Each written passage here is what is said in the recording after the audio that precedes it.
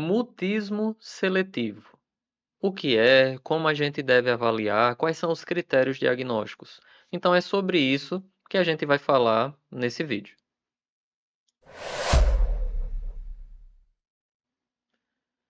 Muito bem, então sou o Marco Araújo, sou médico com mais de 10 anos de experiência, né, em processos avaliativos diagnósticos e estou trazendo aqui uma avaliação, né, para que a gente entenda os critérios diagnósticos do mutismo seletivo, né? Então, seguindo como base, né, tendo como base o DSM na sua versão mais atualizada, né, a gente vai conversar agora sobre os critérios diagnósticos. Então, o que é que a gente tem?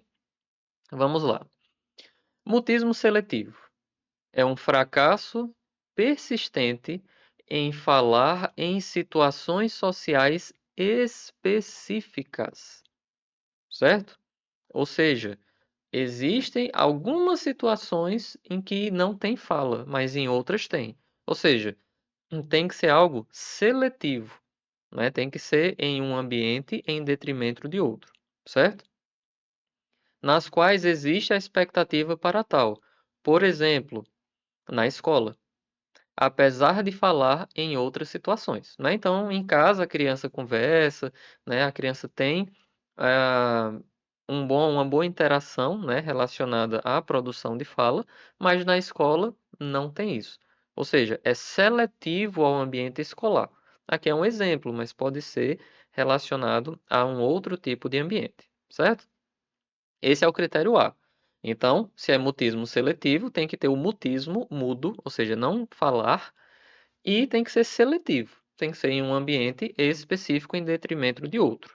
Tudo bem? Pronto. Tem que ter esse critério inicial. Critério B.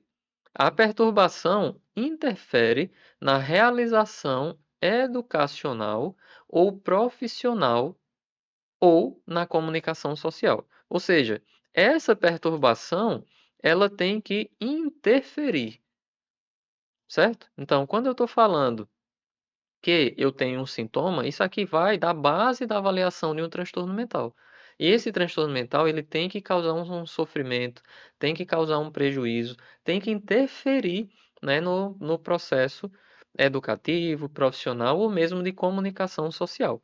Né? Se a gente está falando que o mutismo seletivo é no ambiente de escola, então provavelmente isso vai ter um prejuízo na relação educacional, né, além da comunicação social. É um outro ambiente, é um ambiente quando vai para a família, né? Fora da família nuclear.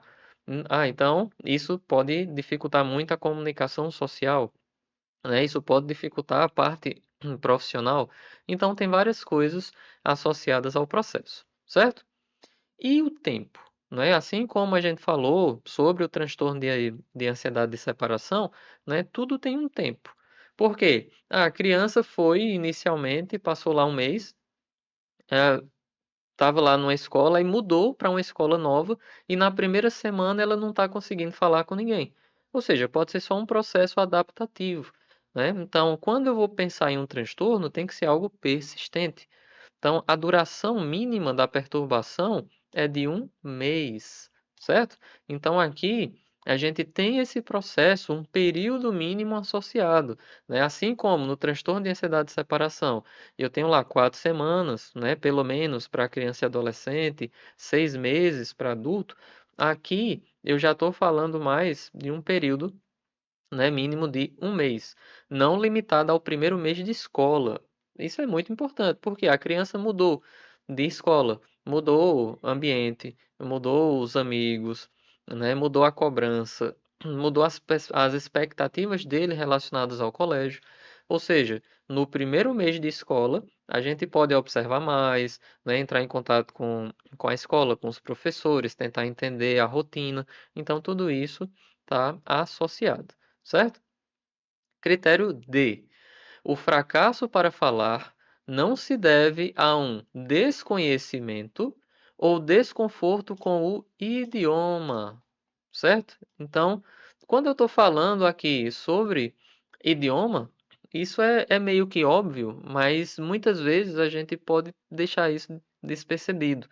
né? Pode deixar passar ou demorar muito para estar pensando isso. Atribuir um adoecimento, um transtorno, àquilo que é uma dificuldade na comunicação.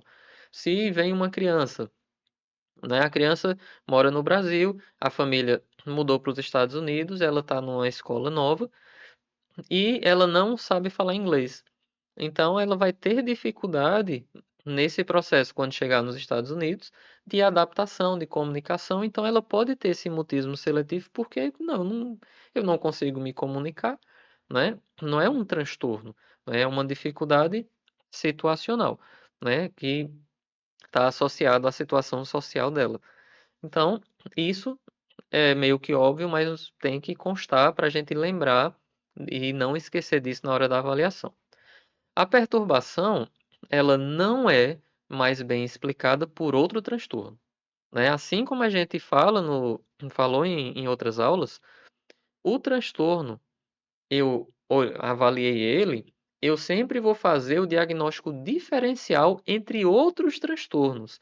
E é aqui onde vem muita dificuldade no profissional da saúde mental, seja médico, seja psicólogo, né, profissional atuante, né, seja estudante, né, seja você que já acabou de se formar, né, que já tem mais de 2 anos de experiência, que atua em contextos de urgência, né, em contextos que demanda um pensamento mais rápido, mais prático, a gente percebe que o difícil é justamente esse diagnóstico diferencial, né? Aqui a gente está como em ambiente de aula, né, em ambiente seguro, né, aí você vai fazer uma prova sobre mutismo seletivo. Então, quando vem o caso clínico, você já vai ter o viés, né, pensando no mutismo, né? Então, quando vem um paciente que ele não está enquadrado nessa perspectiva, a gente já vai ter mais dificuldade. Então, no diagnóstico diferencial, que é um dos critérios, ele traz aqui o quê? A perturbação não é mais bem explicada, por exemplo, por um transtorno da comunicação, né? O transtorno da fluência com início na infância, nem ocorre exclusivamente durante um transtorno do espectro autista, ou seja, você vai ter que saber os critérios, como avaliar, como fazer essa abordagem, né, de um TEA, né? Esquizofrenia, né? Então a gente tem essas questões envolvidas ou outro transtorno psicótico. Então, é aqui onde tem muita dificuldade, né, no profissional, na saúde mental, porque quando a gente está lendo os critérios é muito simples, você entende, mas como é que você vai colocar isso na prática, certo? Então, o que foi que a gente viu até aqui? Bom, nós conversamos sobre as questões relacionadas ao mutismo, né, que tem esse fracasso, né, situações sociais específicas, a perturbação tem que interferir, ou seja, tem que causar um tipo de sofrimento, tem um período mínimo de 1 mês, lembrando sempre das questões associadas ao primeiro mês de escola, né, da criança, a gente tem que avaliar o idioma e descartar outros transtornos, né, fazer o diagnóstico diferencial.